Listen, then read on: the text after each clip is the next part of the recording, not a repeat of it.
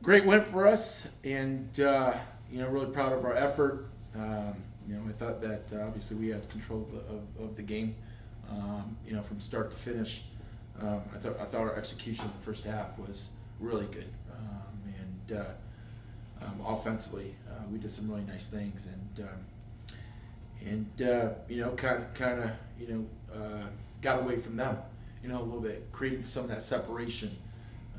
And I just felt that, we're going to win the entire game, and so I think our players felt that as well. Kind of sputtered in the fourth a little bit. I think our players are trying to get to see on the ball, and so forth. But overall, great win for us. Really proud of our team. Obviously, this is 12 consecutive wins, the most in the history of the program. So again, another milestone for this team and everything that they've achieved, and I'm super proud of them.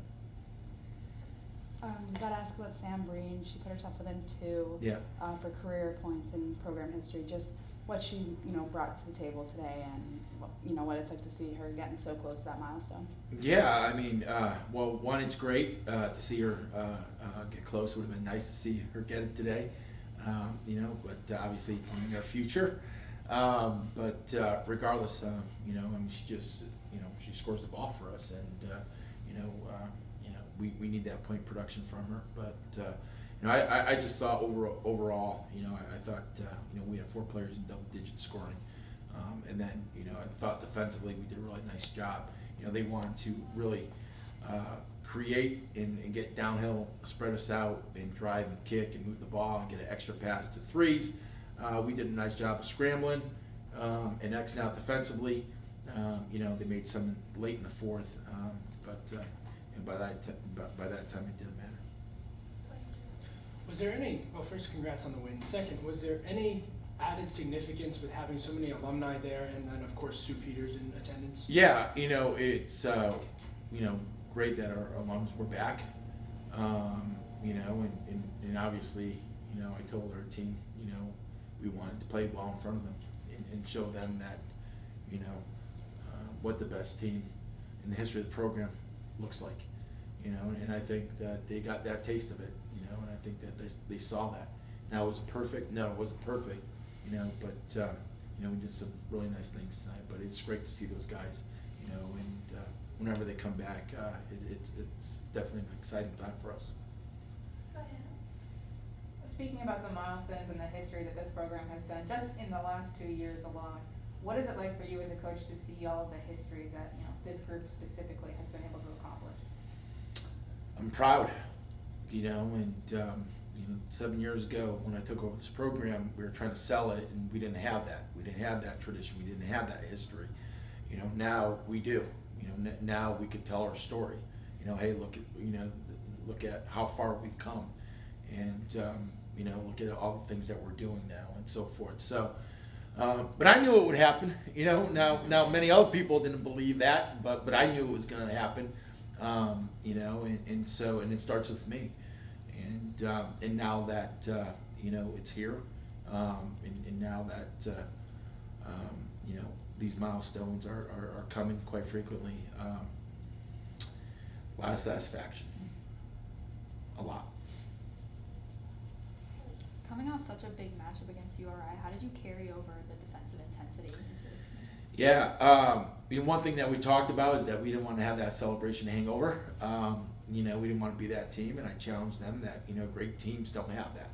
Great teams figure out a way, and I thought that our sense of urgency was great right from the get-go. And so, again, that starts with leadership. That starts with expectations, and I thought we did a great job of attacking their interior early on, and then change possession, getting layups. I thought we did a really nice job of executing also in the half court to get wide open layups. So combination of things, but I think that a little bit of the fatigue kind of caught up to us in the fourth, and rightfully so.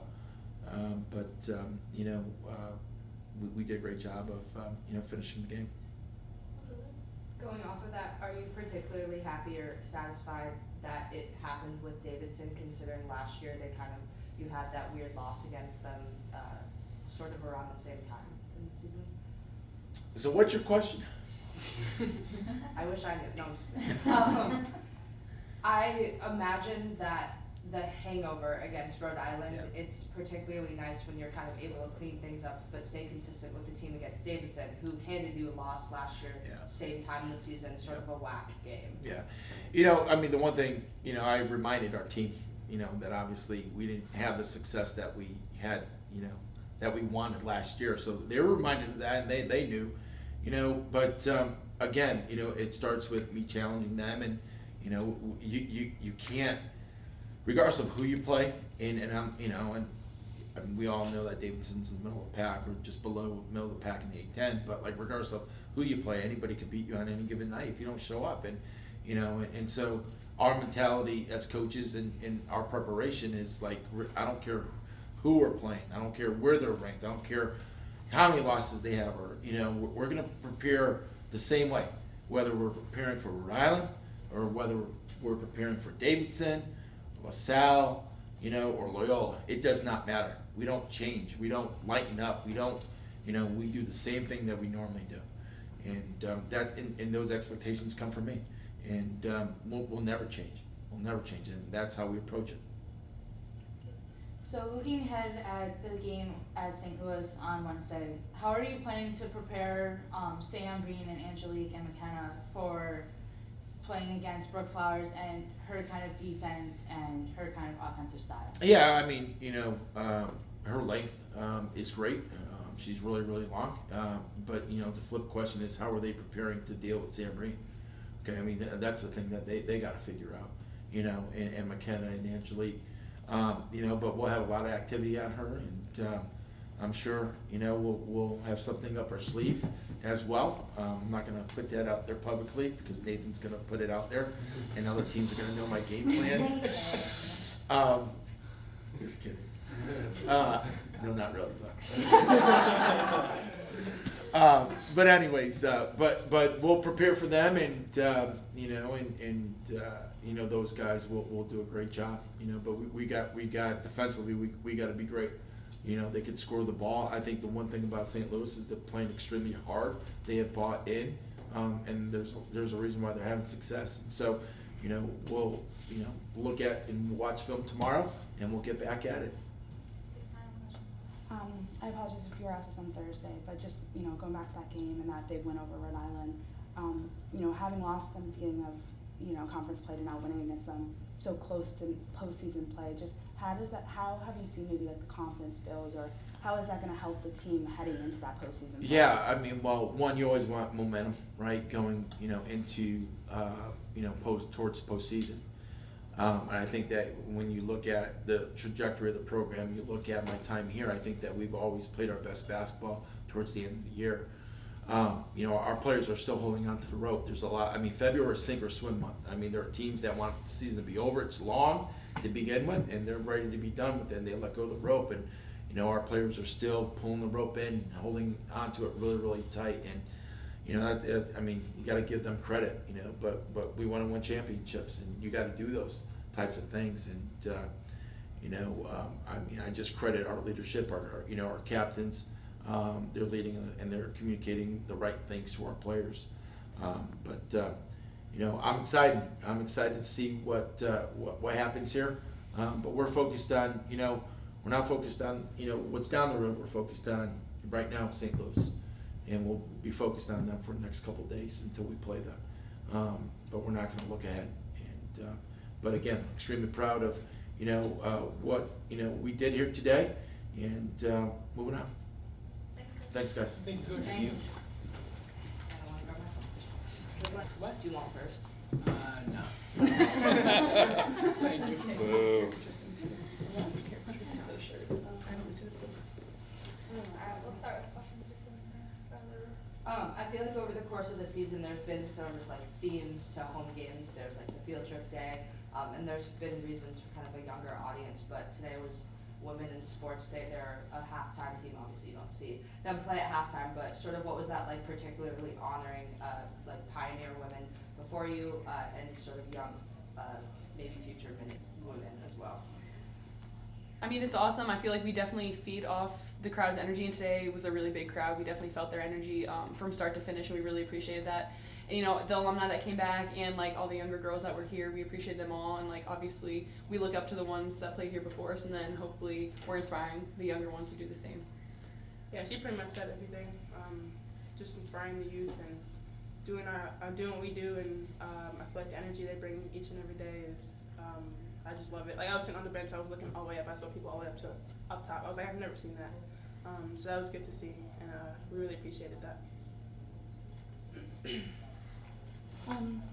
With, you know, the big win over Rhode Island, and then this one today, just, you know, each one is getting closer to that postseason play. How have you seen the confidence maybe grow from when you guys lost to Rhode Island at the start of conference play? You know, I think that loss, obviously Rhode Island's a really good team, and they had us, like, you know, not playing our best basketball, but I think since then we figured it out and been able to carry it from game to game and do what we need to do and figure out how to win. And I think we saw that at Rhode Island. I don't know if anyone expected, you know, that kind of game at their home court, because they usually play really well there, and we just came out and we've kind of just kept up that intensity, you know, for the past few games. We've had a few close ones, and then the last few we've just kept going.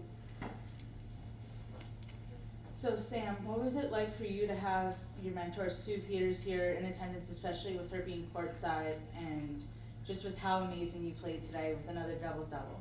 Yeah, she's awesome. We email back and forth a lot, so talking to her and learning from her, just like both basketball and, you know, stuff like the outside world, what she did after she was done playing, which hopefully is a little bit further down the road for me. So I don't need to take that too much into consideration yet, but just like seeing what she did and what she did after UMass has been really fun. And then her being here, I know she's been trying to get to a home game, so her finally being able to come to one was definitely awesome, especially on like a day like this and getting the win like this.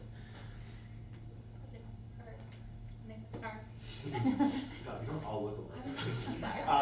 I have a question for both of you. Sam, you were hitting you hit a pull-up three and then a couple of like really tough fadeaways in the lane. And Sid, you hit a three from like 7 feet behind the arc, and it seemed like both of you were in your bag, so to speak. When you're having days like today, like, can you feel, like, as a shooter, as a scorer, can you feel like, oh, this next shot is going in? Like, when you're having a good day, does it, like, can you sort of feel that inside of you? I feel like regardless of whether or not I'm having a good day or not, I'm always going to think I'm going to make the next shot. That's just kind of the mentality you have to have as a shooter, as a scorer, like you said. But yeah, it definitely helps to see one go down, and then it gives you, you know, a little more confidence, and yeah, just play with that. Yeah, I was kind of gonna say like the exact same thing. Like, if you're not hitting them, we know that, like, you know, our coaches and our teammates like want us to keep shooting the ball because that's what we do. And like she said, once you see one go down, it kind of helps. And I think we see that where we definitely score in bunches. Like, we hit one, and then all of a sudden it's a few. And like, if you miss one, we're not just gonna like not shoot it because we missed one or two. Congrats on setting the program record for 12 wins in a row. You two were also a part of the team that won 11 games in a row. What has been so influential on you guys being able to string together these long winning streaks while you've been here? I mean, I feel like we always start out a little sluggish in the beginning of the season. Then we hit, you know, a couple of rough patches, and then we get it really going, and we start to play really well in like the beginning and towards the middle of conference. So I feel like that just helped us. The consistency in practice, like our coach has been telling us, has been great from everyone. And yeah, just putting those pieces together and performing well in games. Yeah, kind of like Sid said, like, we haven't had too many rough patches luckily this year. I mean, there's a few games that we definitely didn't play our best, but we found a way to win. I think we're old enough and experienced enough to figure that out. So even if we don't play our best, they haven't really ended up in the loss column too much, and I think that's definitely helped us out, because whether it's win by 1, by 4, or by like 21 like the other day, like, we're just figuring out ways to win. Technically, there's 2 records, quote unquote, that you're chasing, Sam, with your points from Penn State, all-time points, and your points at UMass. You're within 2 today. Were you trying to get those 2 at the end? Looked like your team was maybe trying to feed you a little bit more? I wasn't. I mean, he kept running plays for me, and I was like, okay, like, all right, but I didn't know why. Like, me and Sid both talked about that. Like, we didn't really know why, because it wasn't really there. But he, as the clock was running down at the end in our final possession, he was like looking at me, and I was like, I don't know. Like, I wish what? he told us though, because he was pressuring me to throw it in. Like, she has 7 people on her, and I could not get it to her. I was like, if he told me that, I would have pulled it out, you know, drove it, like a little drop-off pass. But he didn't tell us, and I didn't know that. And to be fair, I blew like 2 of Sid's assists on like easy right-handed layups that just wanted to hit every part of the She makes the hook shots. Like, yeah, so that's on me. That's my bad. I'm so sorry. you know, at the beginning of the season, preseason, coach's thing was that you guys weren't the hunted, you were hunting. And do you really feel like you're getting, you know, every team in the conference, you're getting their best play, and, you know, because of that, how do you keep that mentality of you're like hunting for that postseason, you know, if you get what I'm saying, like Yeah. try to like put it together, but how do you feel like you're kind of still trying to use that mentality despite probably getting every team's best at the top of the conference? Well, I feel like any team who just won the championship is going to get every team's best. So I feel like that's everyone's mentality coming to play us. But just doing what we do, being consistent, being confident on the court. And like I said, we have so many people who could score the ball.